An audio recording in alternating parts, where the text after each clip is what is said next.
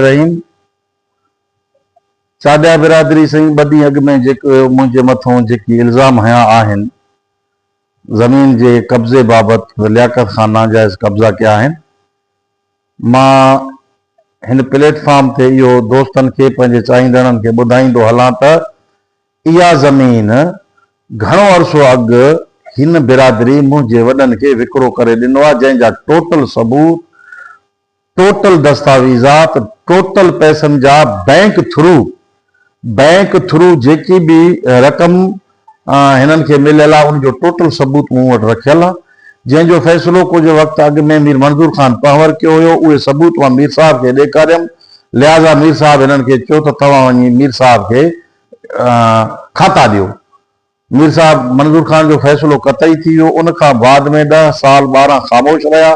हाणे वरी ॿीहर उथिया, जंहिंमें हिननि पंहिंजे नवाब सरदार नवाब बुरहान ख़ान चांडियो साहब जो ख़त आंदो मूं वटि। उन ख़त ते मां नवाब साहब वटि वियुमि, तारीख़ थियो, वरी उते ॿीहर फ़ैसिलो थियो। उन फ़ैसिले में भी मां टोटल प्रूफ पंहिंजा उते रखिया अथमि। उन फ़ैसिले में बुरहान ख़ान साहब वज़ाहत सां चयो आहे त बाबा ही जेके भी प्रूफ तव्हांजा आहिनि वैलिड आहिनि, लिहाज़ा उन भी पंहिंजो फतवा ॾिनो आहे, जंहिंमें चांडिया बिरादरी जा काफ़ी दोस्त ख़ुदि उहे क़बूल था कनि त वाकई असांखे ज़मीन मिलियो आहे, असां नाहक न कंदासीं।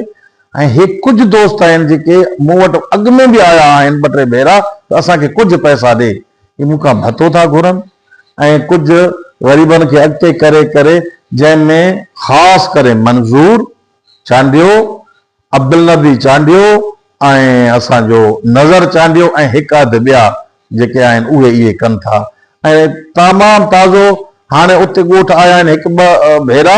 उते हिननि जेके उते वेठा आहिनि, हर मकाते फ़िक्र जा दोस्त वेठा आहिनि, अमीर पीर फ़कीर वेठा आहिनि, उन्हनि जे घरनि ते हली करे तस्वीरूं कढिया अथनि ऐं उन्हनि ज़मीननि जूं तस्वीरूं कढिया अथनि, कंहिंजे नंगनि खे बि न ॾिठो अथनि।